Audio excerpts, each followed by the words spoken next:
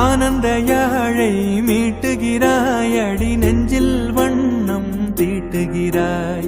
அன்பெனும் குடையை நீட்டுகிறாய், அதில் 1000 மழை துளி கூட்டுகிறாய். இரு நெஞ்சம் இணைந்து பேசிட உலகில் பாஷைகள் எதுவும் தேவையில்லை.